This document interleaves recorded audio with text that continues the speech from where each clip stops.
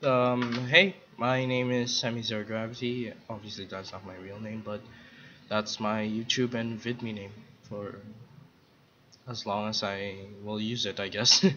Anyway, so today's video will be about anime and American TV animation. Now, you may notice my voice is a little different. That's because I've been sick the entire week, and that's why this will be my only video. At least, I hope so. So let's start with the video. Believe it or not, The Simpsons and your regular anime, in terms of at least animation, there's not a lot of differences. For example, The Simpsons is still animated on paper, then it's digitally colored and put together in computers. Now, anime as a whole, or the anime industry as a whole, does this too. And although Studio Ghibli, the guys behind so many critically acclaimed anime movies, don't do this. They actually do the exact opposite. They do it completely digital. Now they're more of a exception than the norm, so we won't focus a lot on them. Example of a studio doing this in anime is Studio Trigger with Kiznaiver. In Kiznaiver episode 0, which is a behind the scene episode published by Trigger, they explain how they use both the regular like animation techniques and they incorporate more computerized or techniques. For example, in certain scenes, the background is completely digital or 3D modeled, and then they even say that certain effects are or certain lighting effects are done digitally. So there isn't much difference between like something like The Simpsons and Kiznaiver in terms of animation again or how they animate. Airing on television is also something interesting I'd like to point out.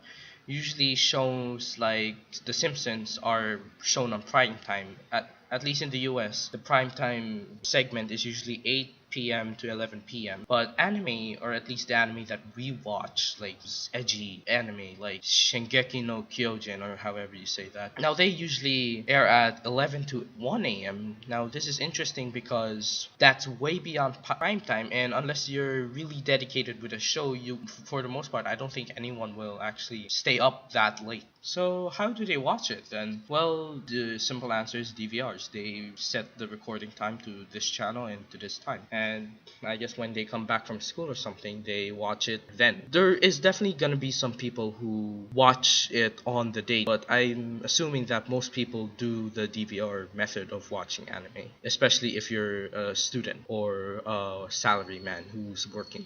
And another thing about the DVR, that's why DVR jokes or jokes about how my recording of an anime got messed up because a certain other broadcast was extended or delayed. For example, in Lucky Star, Konata does mention this quite often, and she does lamentate the fact that baseball games are allowed to extend their run periods and therefore messing up her anime scheduling or anime DVR recording. That's one of the many differences with Western animation and anime and how they show themselves in TV. Another one would be sales of the show on a physical media like DVD or Blu-ray. For example, The Simpsons complete DVD set, quote and unquote complete DVD set. The reason why I say that quote and unquote is because it's season 1 to 17 only. But that set costs you, at least right now on Amazon, $250 US.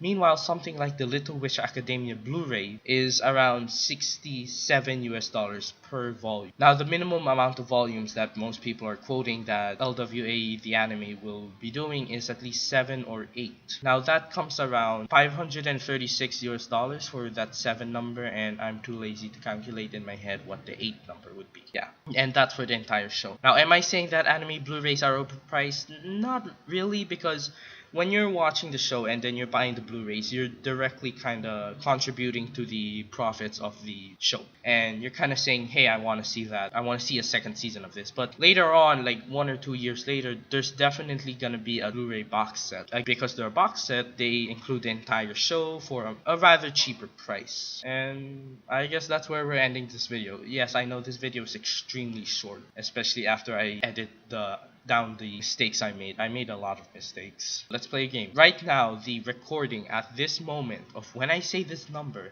is at around 6:30. 6 minutes and 30 seconds. So let's see how short the final product will be. Now for that 8 subscribers that I have, before you unsubscribe and tell me how a horrible person I am for making such a short video, by Monday next week I should be better, a lot better. My voice should have cleared and my headache should be gone. I've been having headaches for the last 3 days. Like in the afternoon, I just get a headache and I can barely do anything.